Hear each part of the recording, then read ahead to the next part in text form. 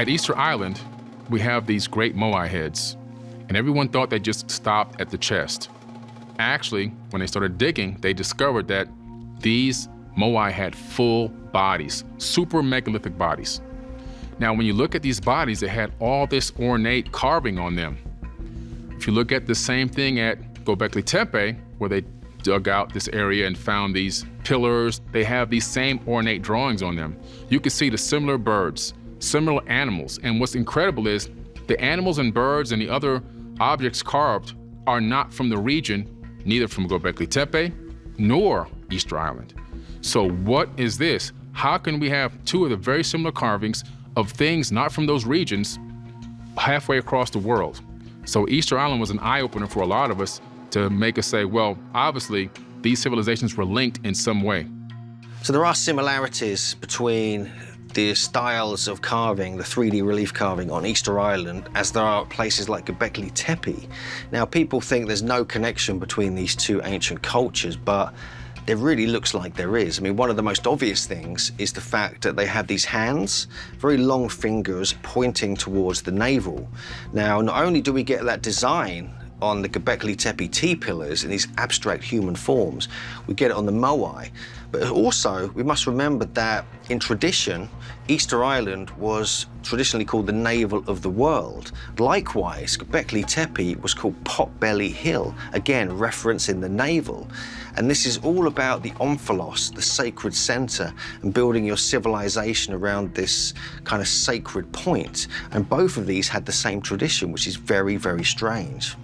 At a site called Nevali Churi in southeast Turkey, which dates to around 10 to 11,000 years old, it's now been destroyed. This is one of the sister sites to Göbekli Tepe and Karahan Tepe.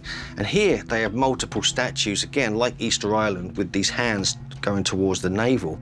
But one of the statues has an identical design to what we find on one of the bases that the Moai stand on in Easter Island. And it appears to be like two dancing, standing up human forms. And this is on one of the statues, and it's like partly ceramic that we find at Nevali Churi.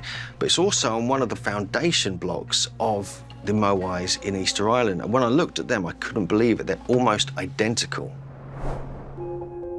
Several ancient traditions speak of specific energy centers, or chakras, within the human body.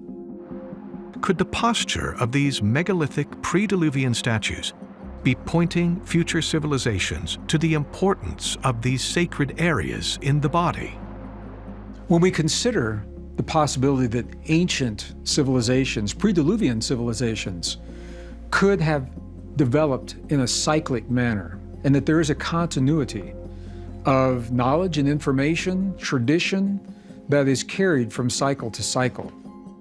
One of the key places that we begin to see some of these traditions is with the depictions of the people who lived during these times, the people themselves. How are they depicted?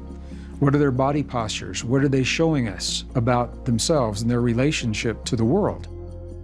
Easter Island is a fascinating example of this, as the excavations have revealed more to the statues in the Easter Island than were known to exist in the past. As the excavations have taken below ground level and shown that there are entire bodies that accompany the heads, it's the hand positions that are intriguing scholars. The way the hands are placed on the body, they're not simply at their sides, but they're showing a particular part of the body. And the question is, do we see that in other places? The answer is we do, and we see it in a very interesting way. In Peru, for example, there is the legend in Lake Titicaca of how the Peruvian people began.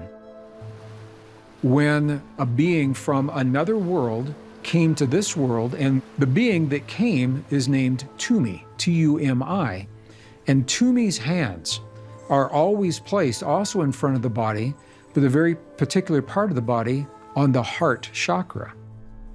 Perhaps one of the most fascinating is with Göbekli Tepe, where we see the representations of the humans and their hands are placed on the solar plexus as well. So we have two cultures, hands placed precisely the same place. Well, when we begin looking at other cultures, what we find is that their hands are placed on other chakras as well. In Easter Island, they are lower energy centers or lower chakras. Peru, middle chakras. And when we look into Egypt, we begin seeing that the hands are placed over the solar plexus chakra. Each of these has very particular significance within the culture itself, with Peru being a very feminine, very heart-based culture, for example.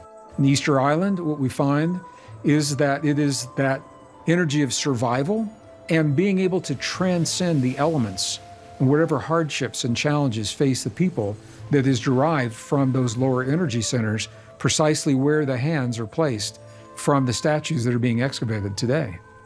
Is it possible that the Moai are sharing the same period of time or the same age when the hardships of the earth and the challenges that the people faced were so great that they had to draw upon this aspect of themselves just to survive?